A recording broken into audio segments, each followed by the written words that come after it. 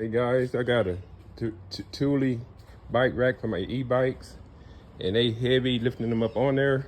So I'm gonna try to build. I got a bicycle ramp that's gonna go from here to the concrete, which I'll show you. It's folded up, sitting right there, and I'm gonna attach that. But this is what I got in mind, because when I come up on this side over here with the bicycle ramp, it's hard to keep the wheels straight to get it up over that cup right there to get the bike up on the rack. So what I'm gonna do is, this is my theory, I'm gonna put this channel that I bought from Home Depot, kind of something like that, see? So that way it will guide the bike up. It's lightweight, it's not really adding no weight to the rack. And I'm gonna use these blocks and fasten these blocks to this here, run some self-tapping screws through this side, and that way when the bike come up with that ramp over there, which I'm gonna show you in a second, I'm gonna come up, the bike will go through this channel and just up over into this cup. Because before I would get it up here, but I was having a hard time keeping that fat tire on this part here, and it'd come off and then it get all heavy, you lifting the whole weight of the bike. So I'm trying to just make it where I can just do, look, one row up. And all right, so once again, I got the folding bicycle ramp going up the rack. I'm gonna drill a hole here, put a pin, so this won't fall.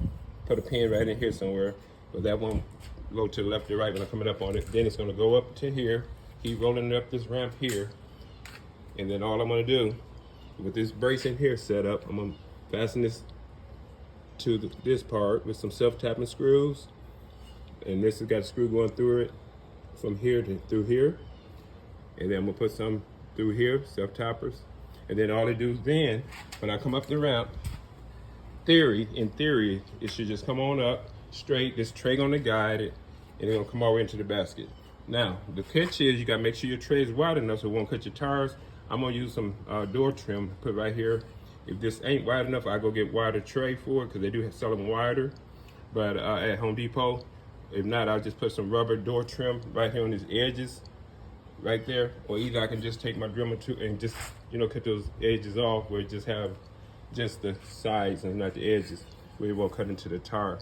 But so far, I look like I'm okay. But I'll do a trial run and show you how this works once I get it all fastened together, so it won't draw this video out too long. But this is basically, in theory, how it's gonna look, just like that. And of course, I might paint that black, the same color as the thing, and it look kind of fabricated other than the wood part, which I'll probably paint also black.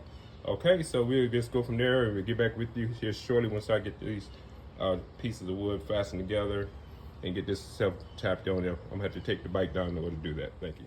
Okay, I'm making the part where the ramp gonna sit on so it can go over into here. I'm using these here self-tapping 3-inch screws. Gonna be 1 inch in here and 2 inches through here. That should be able to hold it. It's not don't do nothing but push down on it anyway. But anyway, this is how we got it going so far, just like that there. And I'll show you once I get the other part done. You can still give you a rough graph of it. We got the little block mounted. Now it's gonna mount the tray to the little stand that I built here for it, and put a couple of self-tappers right here on this end going straight through. Pre-drill the holes first, and then self-tapping screws. And this added very little weight. If maybe an extra pound, maybe that weighs. I guarantee it don't even weigh more than 2 pounds, all of this, maybe 3 tops. So keep in mind when you're doing this for your weight limit of your rack and your bikes. But that's why I went with this real lightweight aluminum, because I know it's very lightweight, and all it's gonna do is just guide the bike into the tray over there. So once again, we'll come on up the ramp, through there. Of course, this would be up out the way, like this. Move this over there. Okay, we come up the ramp, through the tray, and right into the little port there. Actually, I could have made this tray longer if I wanted to, but this here slides back and forth. That still give me leeway to slide this forward for a shorter bike if I buy something else, and without cutting this. So this distance, with time the wheel hit this, most of the wheel will already be here, so it's really not no way for it to come off through here. So anyway, we'll see how that work out. Give you some more illustrations once we get it complete. All right, we got the ramp built. I got the bike ready. This is just a regular bike rack I got off of Amazon. I just drilled a pilot hole through here with a nut and bolt and hold it on. I built this on my Thule, it's called, I guess, a Thule rack, like Thule. Okay. But what the problem was, these bikes is very heavy. I'm a senior citizen and I needed a little bit something better than lifting these things on and off. As you can see, these bikes are pretty heavy. And also I had to keep in mind when I built this, once again, I'm going over it again, the fact that I built these ramps because they're very lightweight. This is very lightweight material. I probably added maybe with this and the way I did it here, basically that's, you can see the bottom. I got it elevated up, a support in the middle. Then we got self-tapping screws right there, going all the way straight to the metal. And this is even flexible. And this is rubber here. This is a rubber tip. This is actually flexible. So if my 4-inch tires even push out on it, it's still okay. But anyway, I built that on the Thule rack. I may not be pronouncing that right. Through Thule, I believe it's called. But however, I built this, and I built this one here. So when the bike come up on this side, I'll put the ramp here. I'm gonna bolt through here, roll it up the ramp, and just guide it on here, and then pop it right into that wheel. Then I lock my front tire down. It's easy to do. No more lifting at all.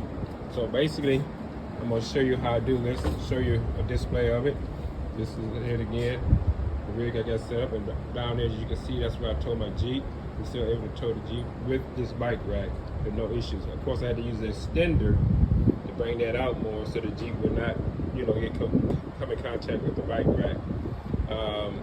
Only thing is, I think I'm gonna try to find some little plugs to go in here so that that'll keep rain out whenever I ain't using these holes. I can pop them out, and that keep water and rust from going in there, causing the rack premature wear or rust out. That's another thing that I gotta look into.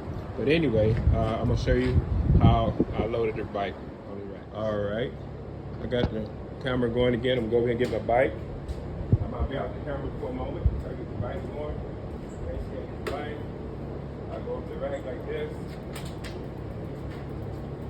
straight onto the track. Push.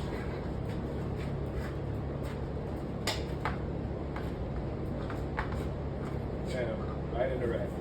And once I get in here, I just come up here like this.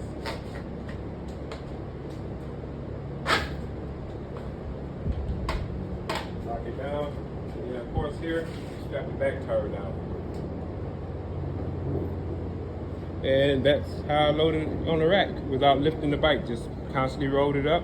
I use my brakes to help check my speed as far as rolling backwards or whatever. But guys, once again, I'm gonna go over here to my rack, show you what kind it is. Okay, I can also tilt this down even more so, but in order to load bikes, I think it works better if I leave it even. And then I also loaded this one on this side. With this bike up here, I had no issues also.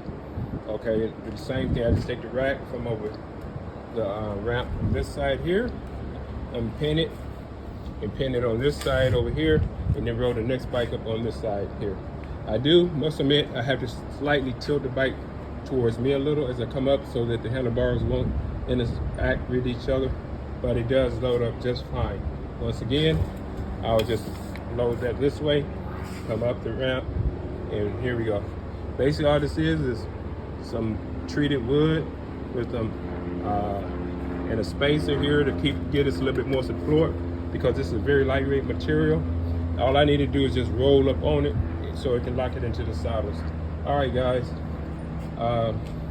that's my video. I hope it's short and sweet, but it made my life a lot easier. I don't have to call the wife to help me lift the bikes off or trying to lift it myself and end up hurting myself. I'll leave that for the younger guys. Thank you. Okay, guys, I thought I'd make one more short little clip too of me taking the bike back down off the rack.